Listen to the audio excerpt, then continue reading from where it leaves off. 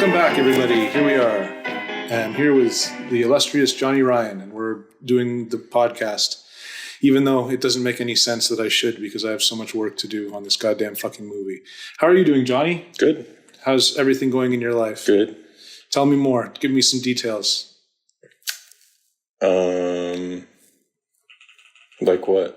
Well, I mean, for example, what are you working on right now? You're a comic book artist. That's what I'm working on. Comic books. Tell us the names of the comic books you're working on. 56 Street Maggots. Fuck, how many pages is that in now? 402. Do you think this is your best work ever?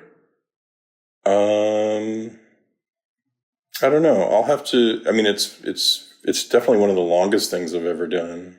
I'll have to reread it and make sure. Okay. Make sure how I feel about it. All right. Fair enough. I feel like I've been working on it for like over a year now, so I feel like I've lost perspective. Mm-hmm. And I'm just sort of muscling forward. You're just making sausages now.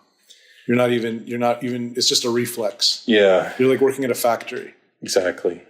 So today, as promised, we're talking about a film called, what's it called, Johnny? We're going to talk about 49th Parallel first? Or Stuck first? We're going to talk about the 49th Parallel first. Okay. Actually, we might only talk about the 49th Parallel because I might have to leave earlier than I thought. Oh, that's fine. But I think that we can at least get away with talking about the 49th Parallel. So let's talk a little bit. Oh, cool! I can turn off my phone, or I can turn off the phone, but it still records. So let's talk a little bit about the 49th Parallel. I'm going to put it on the background while we talk about the plot of this film. Why don't you go ahead and start? So it's sort of it's an interesting combination of World War II propaganda movie combined with Canadian travel log. Yep. That's a good description. So it's sort of its intent was to get, what year is this movie? Like 30, 40? 41. 41. So its intent was to kind of get America interested in getting involved in the war. Just to stop their isolationist streak. Right. So it was to sort of jumpstart them into the war, get them, realizing like we better get involved in this because the enemy's literally on our doorstep. It's not just something that's going on in faraway Europe. It's something that's coming over here and fast. And so it's about a Nazi German U-boat that makes its way into Canada, the Hudson Bay or something. Well, the Gulf of St. Lawrence. Okay, so it comes in there and they're starting to attack Canadian ships and cause general mayhem in the area. And they're also planning a scheme to have a couple of their men go into the country and, I don't know, start spying and shit. I guess, yeah, that is... I was unclear about their plan. Yeah, I guess, I don't remember exactly, but it's like something about like these guys are going to go in and just cause basic, general mayhem and well, I mean, they're at war with Canada. Right. Like it's just sort of like, well, Canada doesn't get off the hook. This is a nation that has allied itself, or that just by nature of existing is allied with England. So right. We need to, we can't let them off the hook, and we have enough resources to go and fuck with them a little bit. So that's indeed what they're going to do. They're going to go over there and they're going to fuck with the sort of sparse Canadian forces, and their shit gets sunk. And it's also a flex, like, oh, you think you're safe over there in Canada? Well, guess what? Not only can we, infiltrate your country with our submarines, our men can also just walk right into Canada and do whatever the fuck they want. So yeah, it's kind of like a Nazi power move. The opening, we're watching the opening of the film right now. This line here, a long straight line. The 49th parallel. The 49th parallel represents for those of you who give a shit, it represents the border between Canada and the United States. Accepted with a handshake and kept ever since. It's the only the undefended border at the time. Right. It's an undefended frontier. The thing about the agreement, the treaty, the relationship between the U.S. and Canada is interesting. It's the 49th parallel doesn't just represent the border of the country. It also represents the meeting spot when they have to talk and collaborate and stuff. It's a very peaceful border. Right. So these Germans, boy oh boy, are they ever jerks? Especially the main guy, whatever his name is. Hearst, I think. Hurst? Hirth. Hirth or Hearst? Well, Hirth. There's also Bernsdorf, who's not the main guy. But Eric Portman is Hirth. Oh, Hirth. Okay, so Hirth is the main evil Nazi that is leading the charge on land. Yeah, and he's a real jerk. And it's kind of like I feel like if this movie was made today, they would have done something to make him he's marching around Canada, and then finally at the end of the movie, he's like, "Hey, this place is pretty cool. Maybe being a Nazi is the wrong way to go." No, you're completely wrong. That's not the way Nazis are treated in popular culture. They don't. There's no. You call someone a Nazi, they're marked for certain doom. There's no rehabilitation or redemption arc for Nazis. Although there is one in this movie who changes his ways. Well, he's kind of like that's interesting. Well, let's get to that later. Right, but I mean that we get hints of his humanity. His humanity at even before he does the full turn. Like we see him do things that make you think like, oh, this guy's not completely on board with being. He's not at the same level as Hirth. All it takes is the love of a 15-year-old girl. Right. The promise of the sweet loins of a 15-year-old to sway Vogel, the Nazi pilot, and fairly talented baker to leave the Third Reich. But the other cool thing about this movie is that it's sort of this Canadian travelogue. We're getting a lot of sort of great shots of Canada at the time,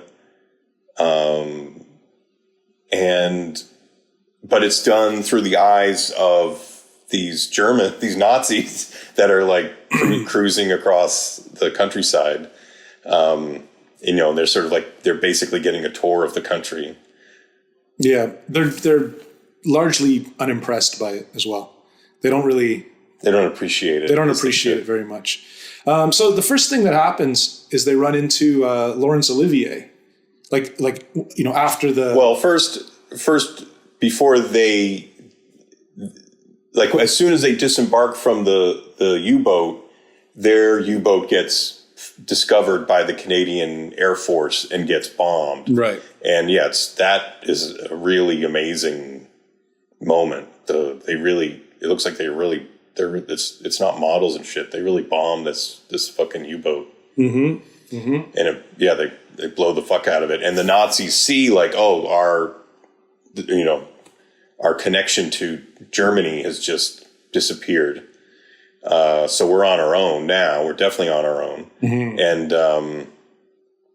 And once that happens, then they're marching over to the where are they? Like New Brunswick or something? It's a little unclear. That they're or Nova Scotia. Like where are they? Well, so they're in Hudson Bay. So Okay. and they're going south. And the reason they're going south is because they want to go to the United States. Right. And they want to go to the United States because the United States is of course neutral, and that's the big point. That's the big point of this film is these guys are horrible and they're bad and they're obviously bad. And where are they going? They're going to the United States because the United States has a commitment by law to give them asylum. They have to be taken immediately to the German consulate. Mm-hmm. And so like the idea is like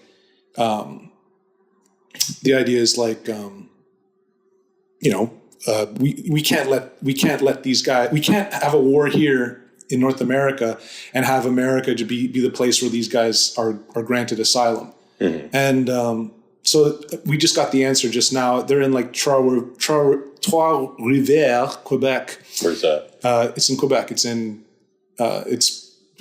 east of Ontario, just south of the Hudson Bay. Okay.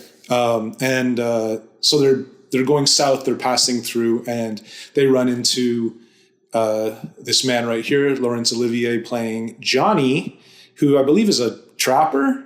He's like a French-Canadian mountain man. Yeah. And he just came in from like spending a year in the woods or something, hunting and trapping. Yeah, so he just shaved his beard. So now they're at some kind of trading post or I don't know, some kind of post. Yeah, they're some outpost in French Canada. In French Canada.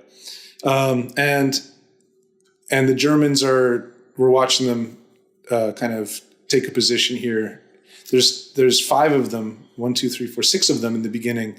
Over the course of the movie, they kind of get whittled away, but they take over this outpost, and they have some really interesting conversations throughout the film. The first of which being with Laurence Olivier, basically saying, hey, we're taking over France, and one of the first things we're going to do is we're going to give you your independence, And he's like, what are you talking about? I have independence, and they're like, oh no, you don't. You don't have the right to make your own schools and the right to your own religion, and to do whatever you want. And he's like, yes, I do. I'm a free man. I don't know what you're talking about, And he's like, no, you're not. That's what we're doing here. You should get on our side because I know you think you're free, but you're actually not free. And he's just like, I've been free my whole life. The only time that I've ever felt unfree is with you guys who are pointing guns at me, Mm-hmm. And so it's a cool. It's just there's a lot of conversation. Like, well, this is also interesting too because Laurence Olivier's been in the mountains for so long, and he's coming back to civilization, and this old guy that runs the outpost is trying to tell him like what's going on in the world. He doesn't even know that there's a war going on. Yeah. Who's fighting? Mostly everybody. Who started first? Oh, the Germans, of course. They marched on the Poles in September of 1939. Yeah, the Poles. Anyways, I'm just like parroting the movie right now. But I like this scene. Johnny ends up getting shot. I think everyone here gets shot, actually. I think the old guy survived. Does he? Okay. Well, they leave. They end up shooting a bunch of Inuit. They hijack an amphibious plane. And they fly to... But what's also interesting, too, is that, like, Hirth tries to, like, throughout the movie, he's trying to convince people of the great Nazi way. This benefits you. Right. It's not just sort of like, hey, we're Nazis, we're going to kill you. It's like, hey, come over to our side. It's better. Come on, be a Nazi. It's fun. Well, I mean, we don't see that anymore than with the Hutterites. We see it here, and then we see it with the Hutterites. The Hutterites are famously like Mennonites, Amish. They're all, but they're German. They're German. That's exactly it. So the connection is there, right? But when he meets the British guy who's glamping in the woods. He's completely like, oh, this guy's British, so fuck him. Oh, right. They're really they're really mean to that guy. But with the French and the German immigrants, he's trying to like convince them to come over to the side. So they kill Laurence Olivier and smash up the outpost and shoot a bunch of Eskimos, and then they escape in a plane, like one of them planes that take off from the water, amphibious plane. And them trying to take off is another one of my favorite moments, because there's too many Nazis on board and they can't take off, so they keep like throwing shit off, and then at some point, like they keep like going back and forth trying to take off, and at some point, like one of the Eskimos has a rifle and gets a bead on one of them and kills them. Mm-hmm. So there's one Nazi down, 5 left. And then one dies in the crash later on. Well, I was going to say, like the argument that happens between Hirth and Kopechne or whatever his name is. You remember their names, jeez. I don't know if that's his real name, but it was something like that. And like he's just sort of like, Hirth is like constantly like, "Come on, what you took off without any? You didn't check the gas?" And mm-hmm. and the other dude's sort of like, "Oh, leave me alone. I'm doing the best I can." Mm-hmm. They're like bickering like women. And then they finally are able to take off after throwing all their crap out. And then, as they're in the air, they run out of gas, and their plane crashes. And then that guy, the guy that argues I can't remember what his name is, Kopechne or that guy. Vogel. No, not Vogel. Vogel's in the back. Yeah, he's in the back. This guy's name is like, I don't know. What is it? I'll find it. It begins with a K. Yeah, Konechny. Or Konecki. Konecki bites it. He dies in the crash. Right. So he dies, and now they're down to 4. Mm-hmm. Mm-hmm. And now they're in. They're not in Winnipeg, but they are in. They are in Manitoba, which is the province that Winnipeg is in. I guess they're in a more rural area, and they run into a bunch of Hutterites, which I didn't know what those were, but apparently they're very similar to Mennonites, which are just basically like, Amish, like, Anabaptist types. That sequence might be my favorite sequence in the movie. The speech or just the whole thing? Just the whole thing, like the living with the Mennonites and seeing one of the Nazis, Vogel, turn. As we were saying earlier, Vogel has these little moments, and one of them is when Kopechne dies, and they're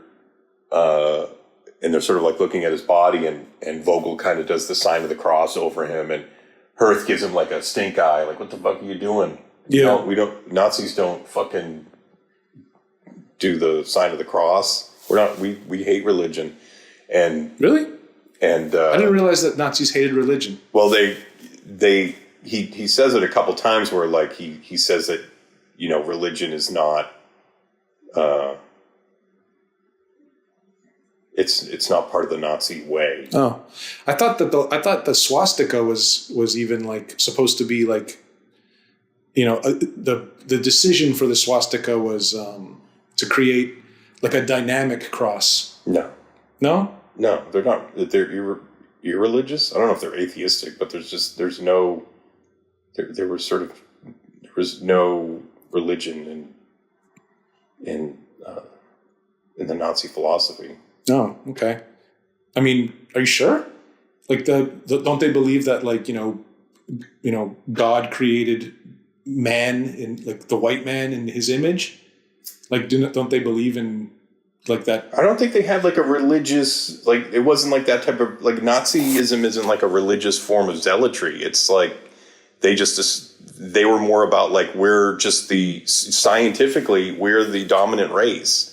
Like we're better looking, we're stronger, we're faster, we're better. That's just science. Well, I think the reason why he changes teams is more of like a, because he realizes, especially during this part here, that these are good, hardworking people that maybe even like remind him of remind him of Germany before like this crazy Nazi crap. Right. And, and these are people who work the land and who have good morals and stuff. And he, but also because that stuff is in him as well. Like he is connecting with their religious views as well as their,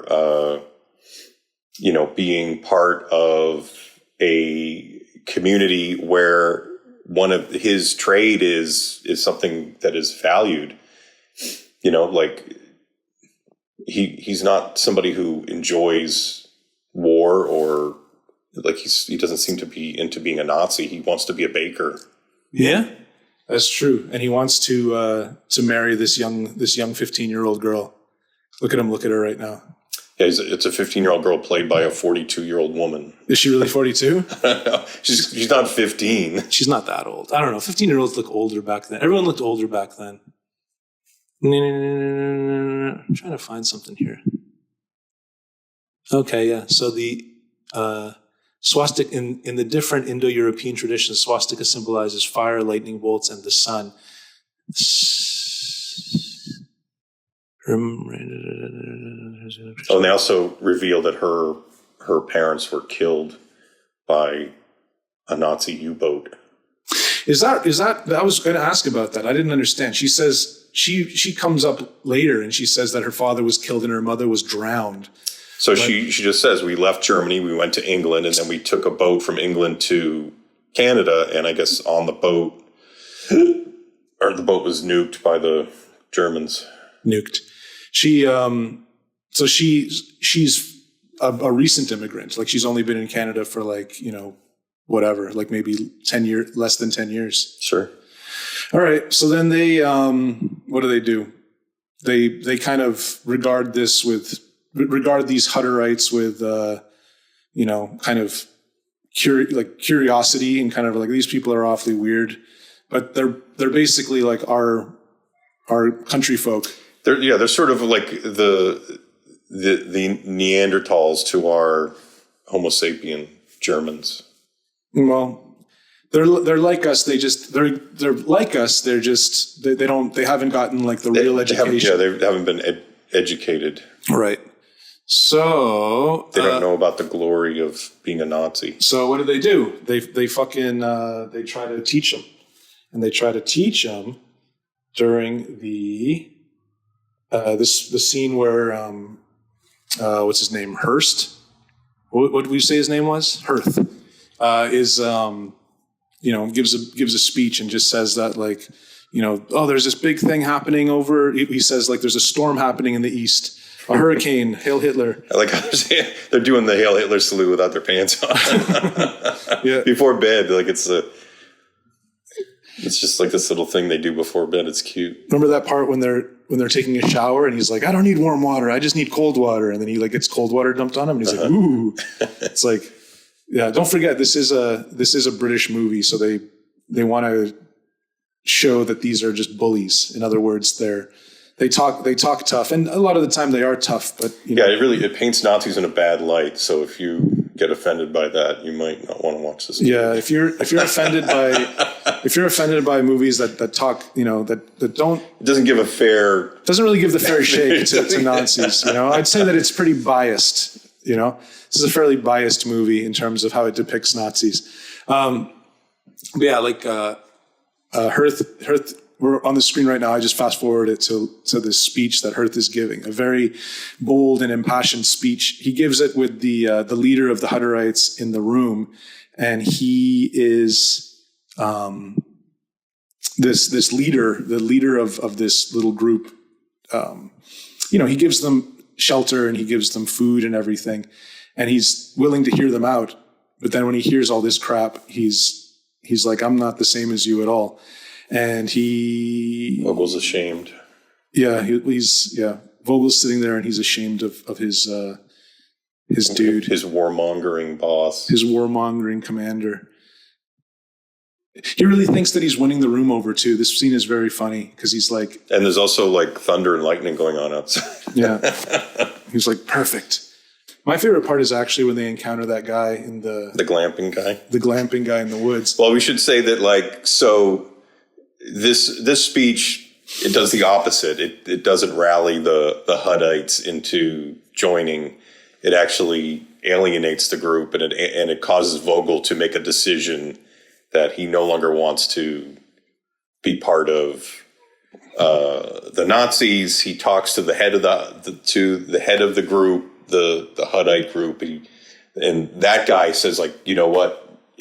Anytime you want to come back here and join our group, you're more than welcome. Very Christian position. And Vogel's like, yeah, I want to do it.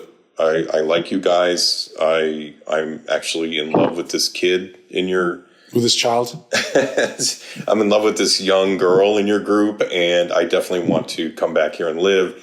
And then the other Nazis get wind of this, and they execute him for treason. Yeah, treason and treachery. They arrest him, and then they take him out onto a hill, and they execute him after a little ad hoc trial. And yeah, after executing him, they make a run for it, and then I think, isn't this in Winnipeg? Yep, this is a hop and a skip south. They go to Winnipeg. So now they're kind of hoboing across the countryside. They go through Winnipeg, and here we're seeing the map of them going through Canada, going past Neepawa and Minnedosa. Oh, and then they managed to hijack a car. They carjack a foo, and they use that to go to the next stop on the map, which is Alberta, Banff, and that's where they get. They're at like the Indian or Regina. Sounds like vagina. Yeah, they in this part, they're like going past like all these like amazing mountain ranges, and yeah, they stop off at this Indian hoedown that's going on in the town. Mm-hmm. And at this point, the people start, there's alerts are going out. These Nazis are on the run. They're out there, and they have descriptions of them. And during the festivities, they start saying like, "Oh, one of them looks like this, and one of them is carrying this and that," and somebody in the crowd identifies one of them. And well, actually, no, the RCMP guy is just like, everyone just look around, look next to your neighbor, and keep an eye on them. These guys are, they have a very high pressure right now. One of them is going to crack, so they're just it's just this moment of silence, and then everyone's looking around, and all of a sudden, sure enough, one of them does crack, but only one, and they end up arresting him. Yeah, they arrest this guy, and then so now we're down to two, and two little Indians, and that's when they get away, and that's when they run into Leslie Howard glamping in the woods. You know that actor Leslie Howard? Yeah, why? I don't know any of these guys. Huh. What's he in? Gone with the Wind?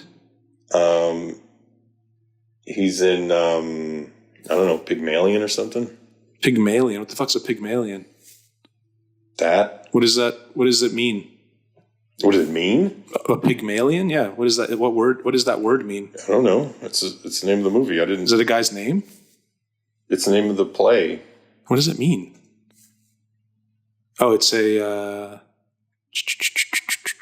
It's like a mythological guy. Yeah, it's Greek myth that tells the story of a sculptor who falls in love with his own sculpture. Yeah. You say yeah. Yeah, that's what it is. All right, there it is. So that's what a Pygmalion is. He's also in Gone with the Wind. Anyways, this guy is doing kind of like a study, an anthropological of the red man. He's studying the red man. Well, the red man with the black feet, the Blackfoot Indians. And but yeah, he's got quite a setup in the woods. He's got his like his local savages. His teepee looks better than this place. Like this place, you wish you could live in that teepee. I do. I could have a fire. I could have a bunch of fucking Monets. You have like a Picasso and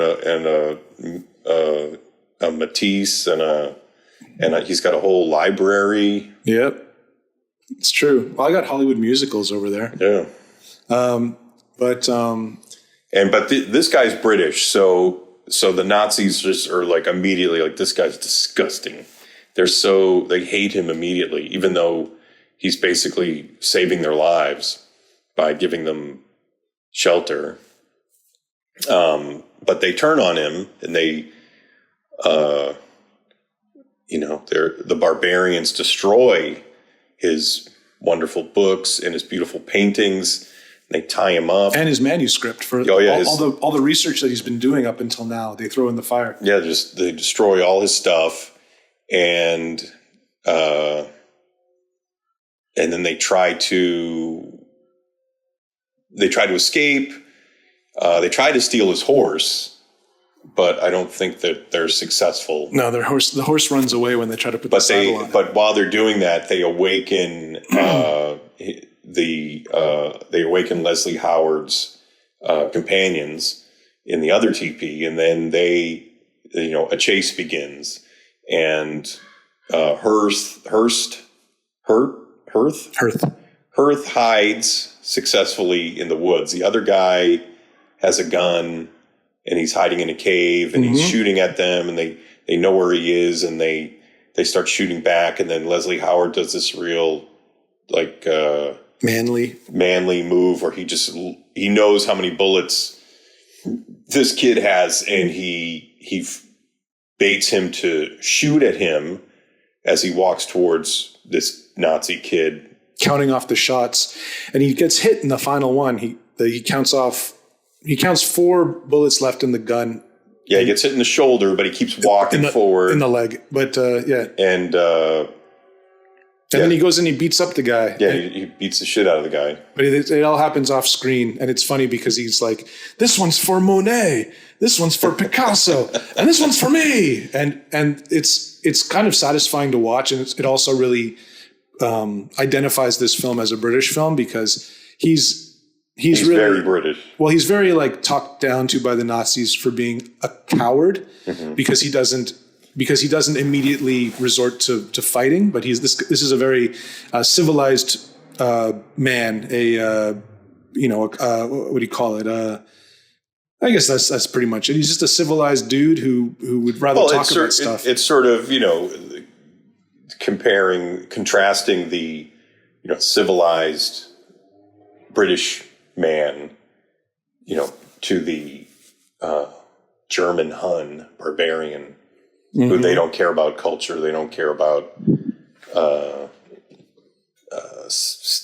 civilization. They're all about destruction and bullying people and shit. Yeah, being big jerks, being big jerks, intolerant. Right. Let's jump to that part so we can look at it. But anyways, after that... but Hurth still is out there, and he gets away. Hurth's on the run. And then comes maybe my least favorite part of the movie. Oh, inside the boxcar? Yeah. Why don't you like this?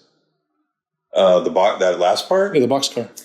I don't know. There was too many... I mean, I like that character. Hurth is hiding in a boxcar, and then he winds up in a boxcar with a hobo, or seemingly a hobo.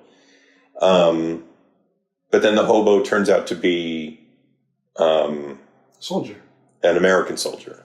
No, American soldier? No, he's a Canadian soldier. Canadian soldier. So he turns out to be a Canadian soldier who he's mad that he's not. They're putting him on some sort of boring, non-cool duty. He's not getting to see any action. He's not getting to see any action, and so he made a run for it because he was just sort of bored, and he wants action, and so now he's riding the rails. Yeah.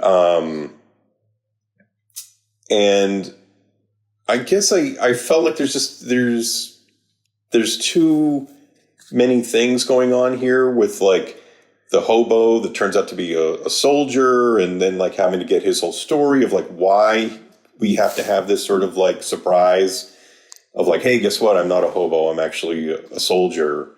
And then I mean, he never looks like a hobo. He does at the beginning. Like, I mean, if you're riding the rails in 1940 and you can't pay for a ticket, you're a hobo. I guess. I mean, he looks like he's wearing a suit and a tie. Well, watch Emperor of the North. They're all wearing suits and ties. Really?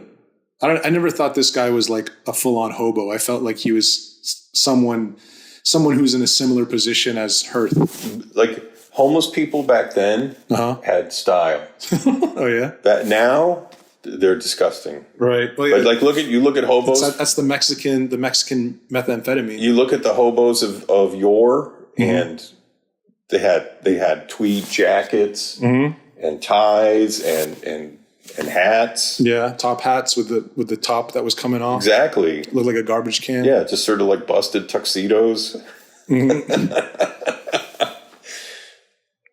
Okay. Well, anyways, like, I don't know. I mean, it's not terrible. It's just like it's not as satisfying as the previous scenarios for me. Anyway, I don't agree. I don't disagree. I think that it's fine. It's just another. I mean, I guess I would say it's kind of anticlimactic. Yeah, it just sort of. I don't know. I mean, if this was somehow in the middle of the movie or something, like maybe it would be okay. But the fact that this is the big finale. The only thing that bugs me about this part is that I cannot suspend my disbelief enough to understand why he doesn't shoot this guy when he gets the chance. Well, that's the other thing too, is that he doesn't shoot him, and then also once. Because at some point one of the train conductors comes in and locks them in the car, and now they're in there together. And at some point when the train conductor comes in, he sees these two guys in the car, and the Nazi like hands the train conductor his gun, and he's like, "Oh, you gotta," because they just crossed the border into the United States. And he's like, "Take me to the embassy." Yep. And then there's like this whole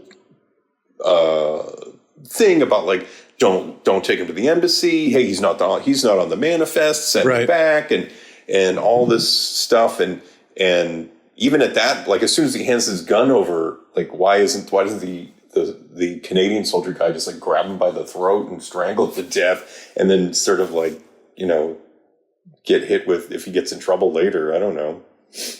Yeah, I mean, well, he does it later on. Well, there's this sort of the fact too that they're at Niagara Falls does not make any sense. They were just in like they've been traveling from east to west, right? And they're all the way in like Alberta, and now I mean, for him to go all the way back where he came from. Well, there was like, because remember when they're in the diner earlier on, there's this plan that like we're going to go to Vancouver, and there's like Japanese subs or whatever waiting for us over in Vancouver.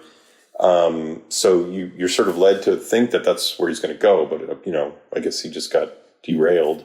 No, but it's just like I'm just talking about like he must have been on this train for fucking just about. Well, I mean they were on foot a lot. They were driving. I mean he's probably been on this train for him to be in Niagara Falls just about as long as like this whole move, like the rest of the trip the other way. Exactly. It's.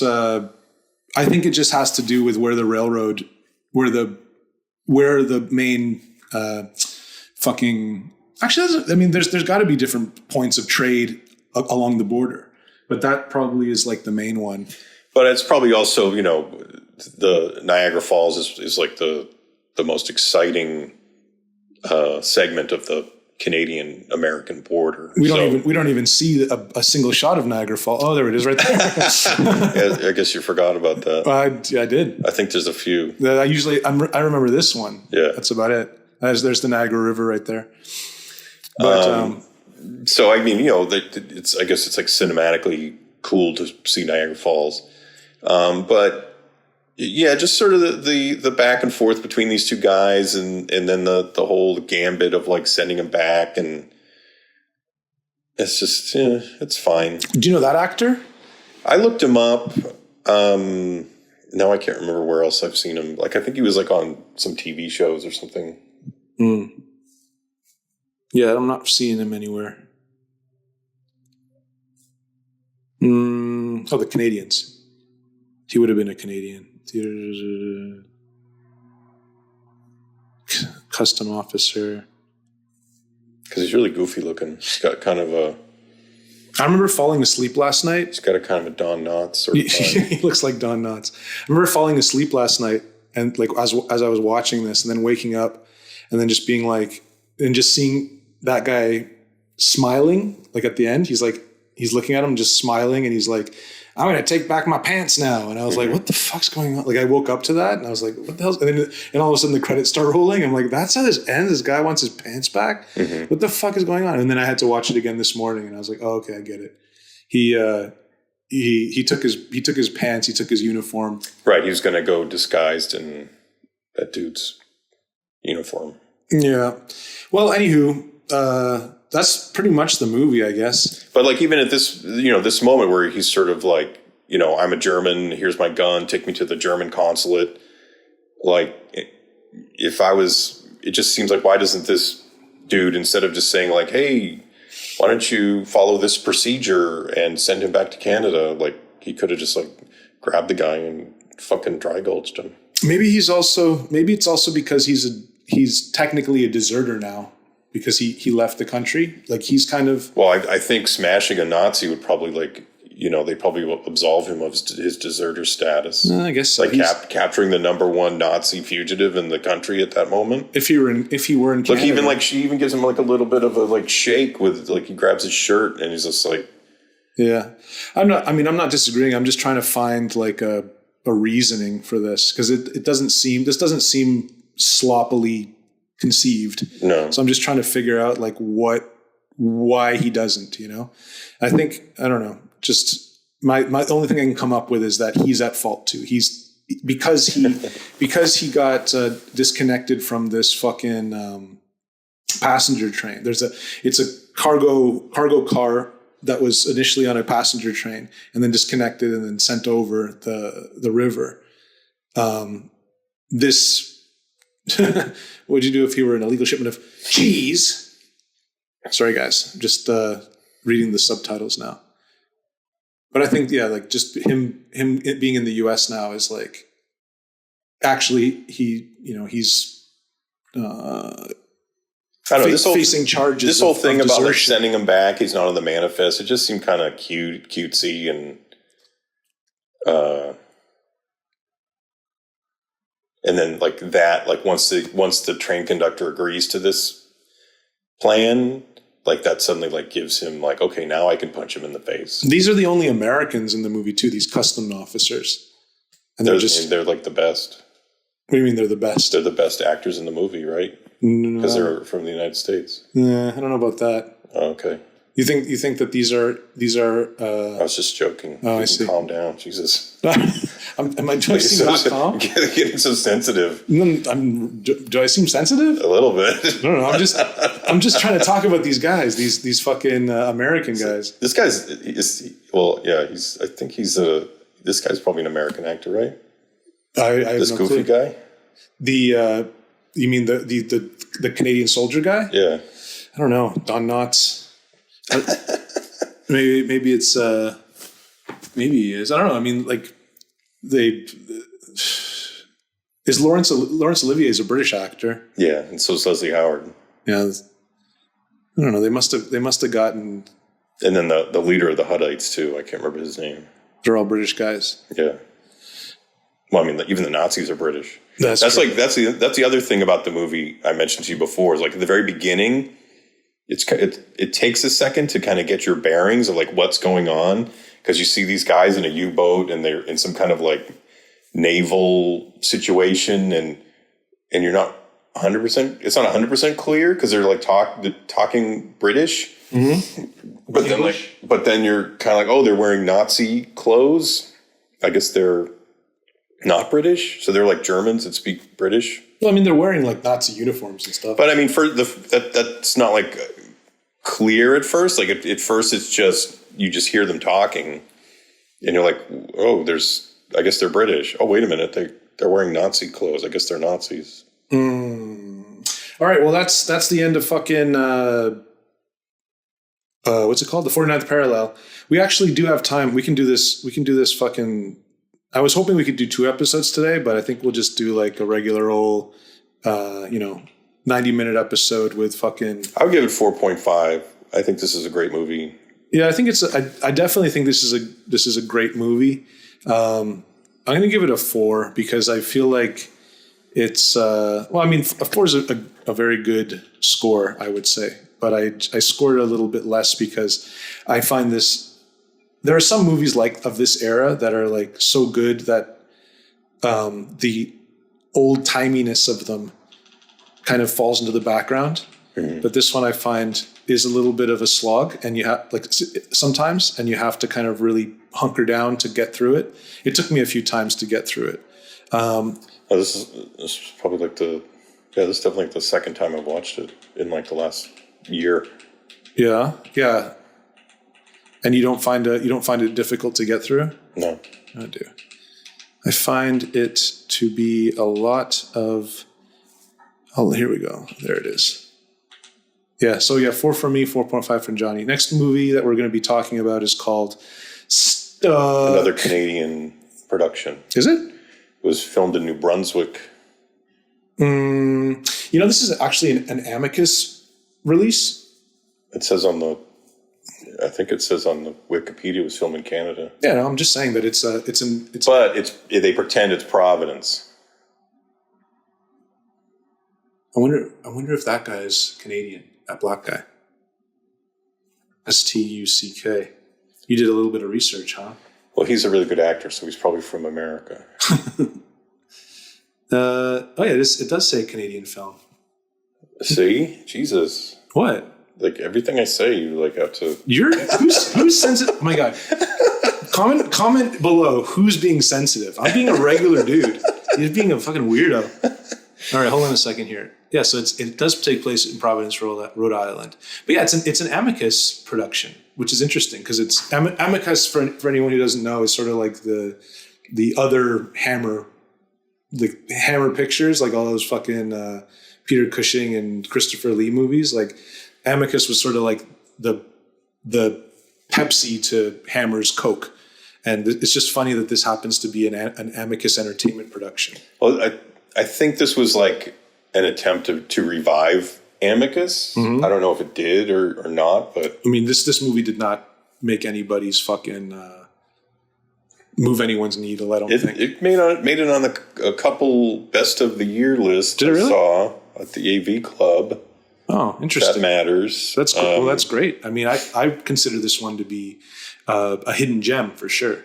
Yeah, it is. It's great. I've seen it a few times now, mm-hmm. and I've showed it to people.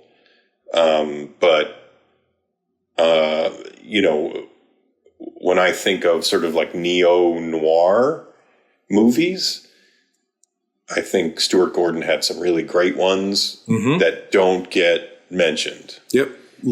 King of the Ants. King of the Ants, Edmund, and Stuck. Yeah. Like just 3 solid neo-noir movies that in my opinion, are often better. These are better than some of the ones that people sort of hold in high regard. I really like this one. I like how this one feels very. I mean, I'd say that out of those 3 that we just mentioned, this one feels the most grounded in reality. Mm-hmm. That opening scene, the juxtaposition of like.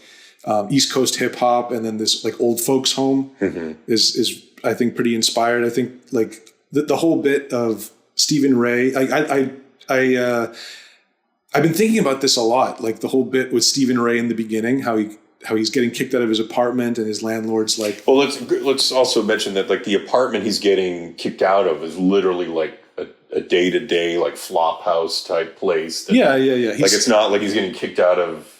Trump Tower. No, he's getting.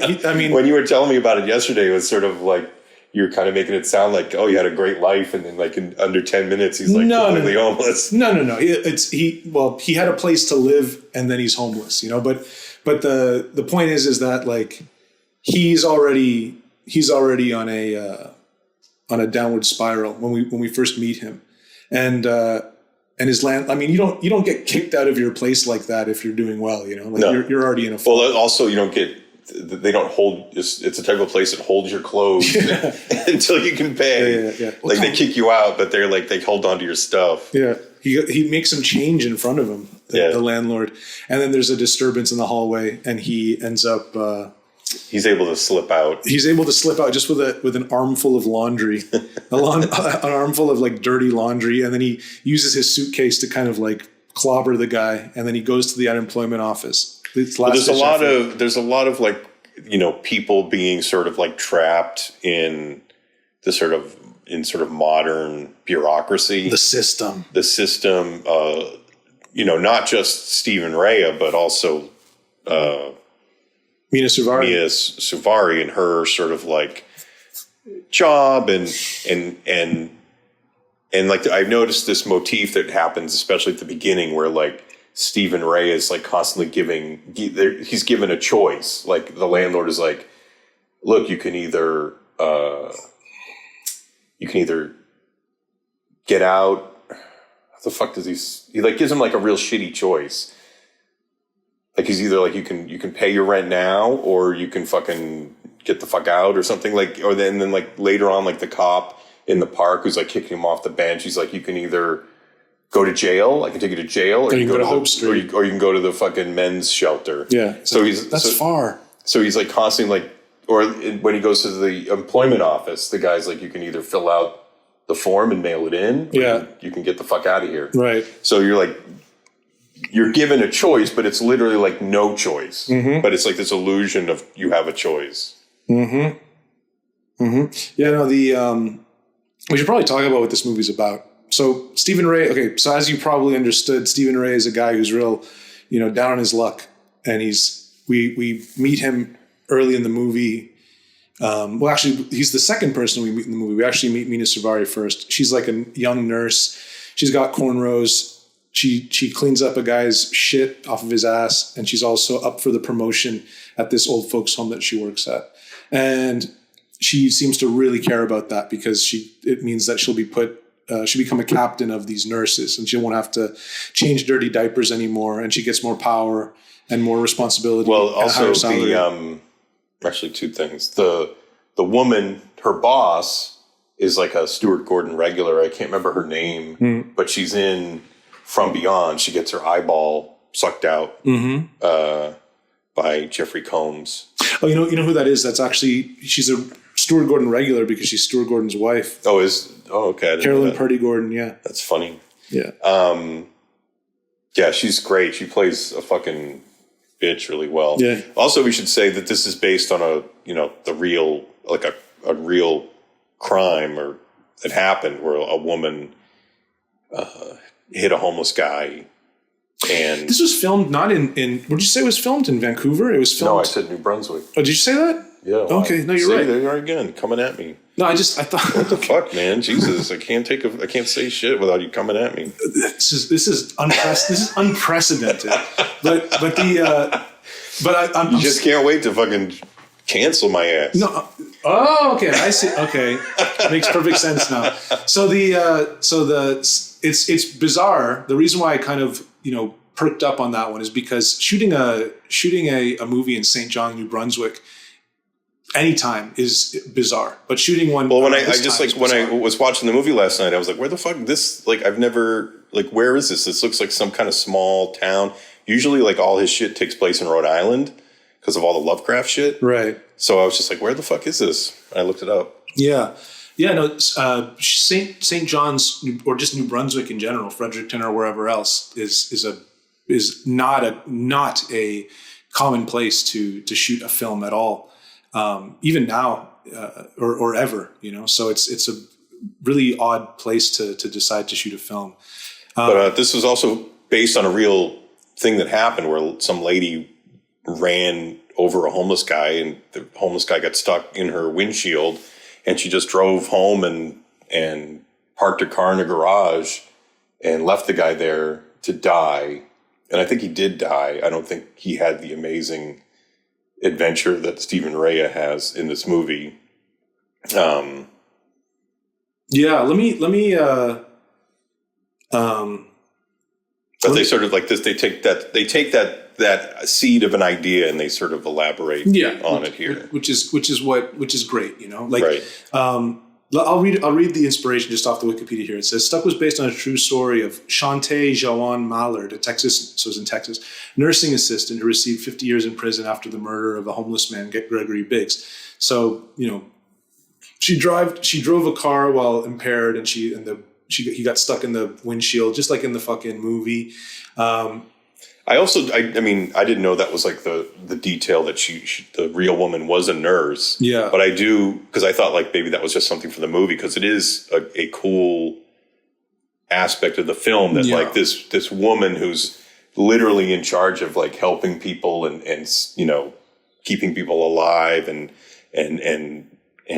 keeping people healthy is then involved in this sort of situation where she just like lets a guy die in her. Well, what happened actually? Yeah, the guy ends up dying in the windshield, and then they just dispose of the body in the park later on. And the reason, or the way that they caught her later on, was 4 months later because she was bragging about it at a party. And another thing funny is that the Fort Worth medical examiner and other experts testified at the trial that basic first responder care would have probably saved his life. Like this guy wasn't even badly hurt at all. Well, I don't know if this is true, but I heard that like he was literally like screaming and yelling in the garage, and then she just went in her house and like just turned up the music. Yeah. I like this last thing from the Wikipedia article. The film attracted some criticism for whitewashing, while actor Mina Suvari in Cornrows plays a character based on Shantae Jawan Mallard, who was of African-American descent. So people got angry that Mina Suvari's character wasn't played by a black woman. That doesn't bother me. Oh, like what? Well, yeah, who cares? Yeah, no, it doesn't make any sense. Like I guess it makes sense. I don't know the race of the homeless guy either, so I don't know. Like, Gregory Biggs.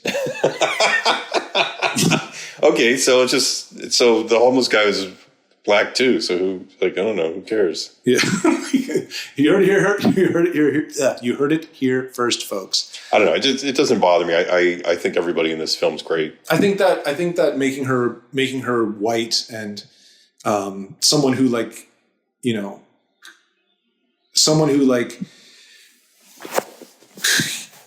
has kind of everything going for her in a sense, right? Like, and could probably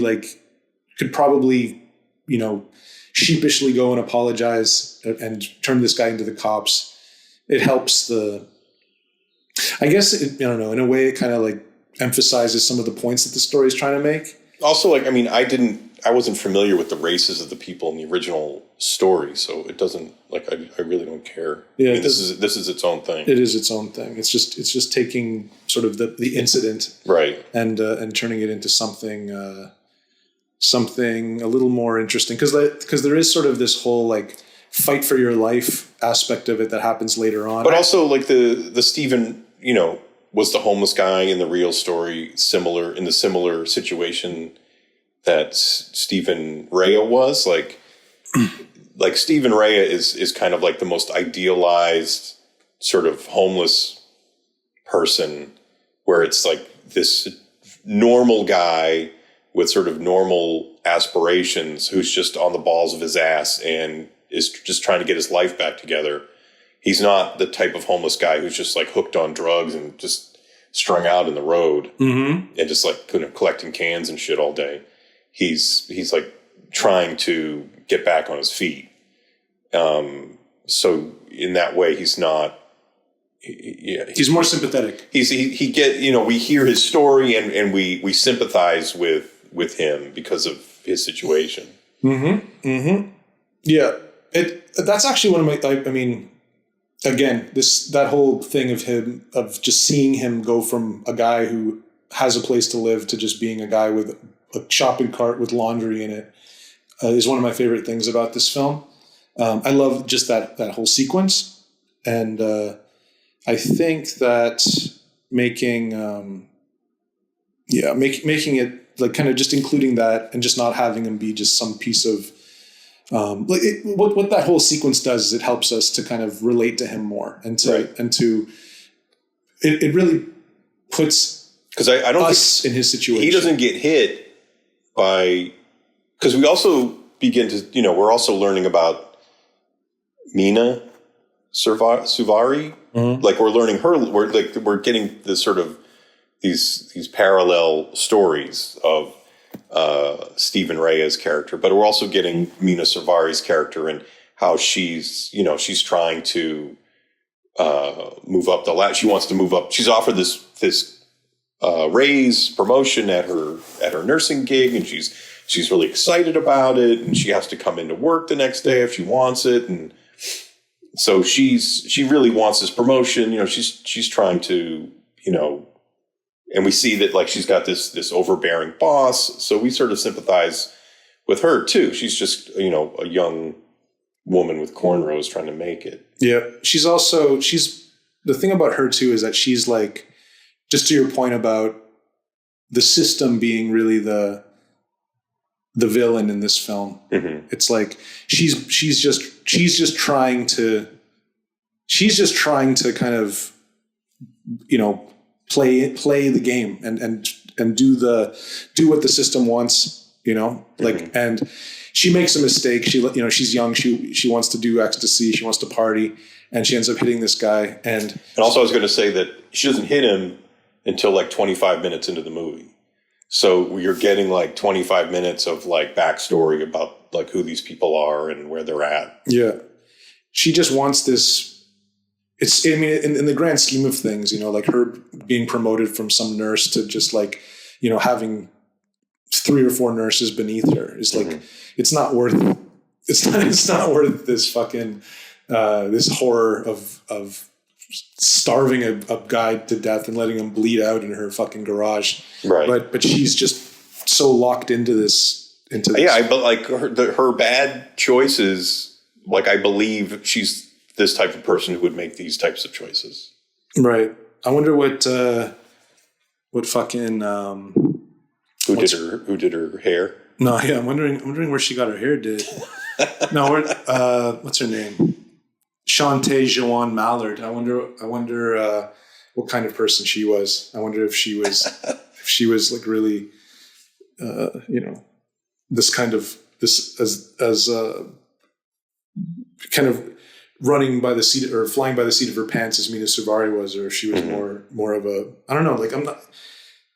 It's weird, especially as the movie goes on. Mina Savari's character really, she gets more like maniacal. Yeah. She becomes crazier and crazier as the film keeps going. She reveals like a kind of viciousness, and it's also like she just won't stop. Like she's determined. Like even when he runs her over with the car at the end, like even then she's sort of like she says right here, she's like, "You did it. This is your fault." Like everything was perfect. Everything would have been perfect, but you and your shitty bum fucking stinky ass had to walk in front of my car. If you just didn't exist, she gets her legs crushed with the car. Right. Stephen Rea breaks her legs. My only criticism of the movie is that I feel like Stephen Rea is like as the movie progresses, he seems to be getting healthier. Yeah.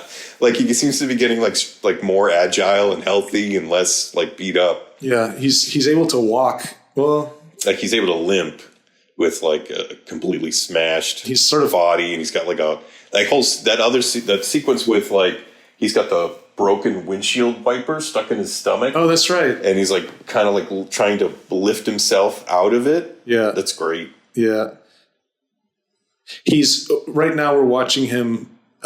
Mina Suvari has doused the entire interior of the garage with gasoline, and she's pinned by the car. She's pinned by the car, and he's holding a match, and she's begging for her life, and he's gonna very clearly blow out the match. He's the only one with any humanity because right. He feels bad for her, right?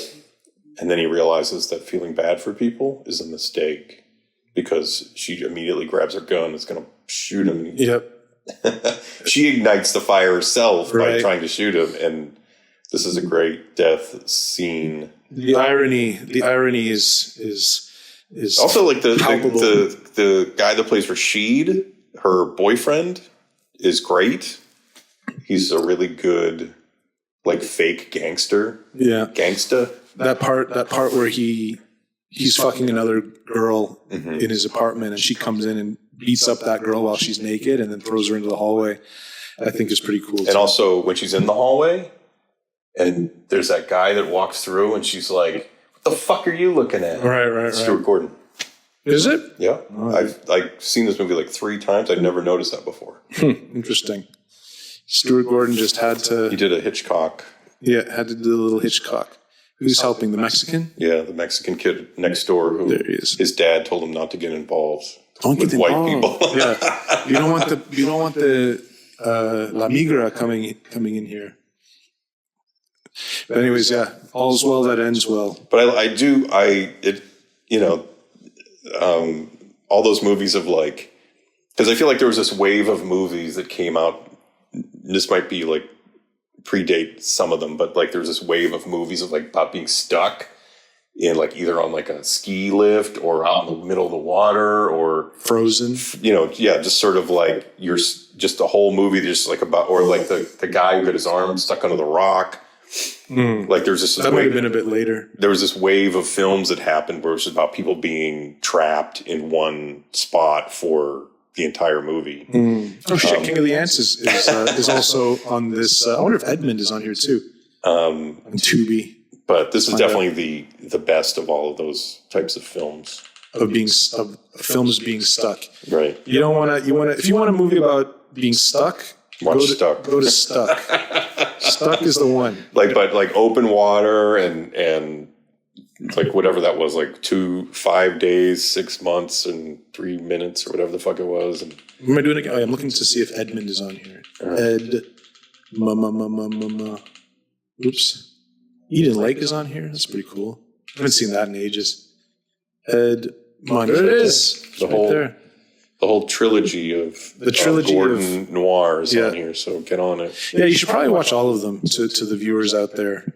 All 3 of them are high-level films, and you'll be happy that you watched all of them. And there's also, like, I think Edmund has, isn't, like, David Mamet involved in, like, the script or something? It's a David Mamet screenplay. Right, okay, yeah. And it definitely sounds like it.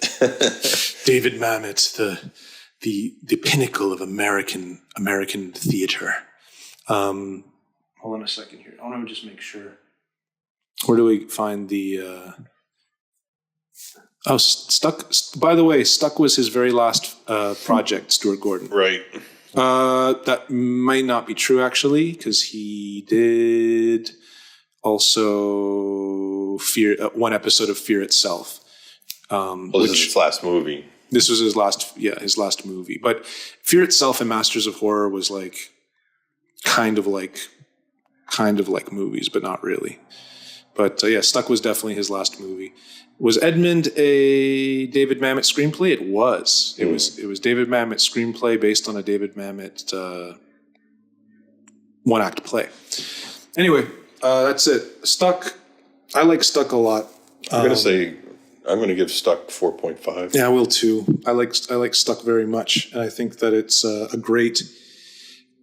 You know me. I like thrifty movies like this that are able to do a lot with not too much, and also I like how, like I stated before, I like kind of this sort of how of the time it feels. Like it felt very modern when I first saw it. Mm-hmm. The use of hip hop and ecstasy and cell phones and all that crap. Yeah, cell phones. It's not honestly unemployment forms. Yeah, flop houses. It all feels very like a very modern New Brunswick. Modern New Brunswick.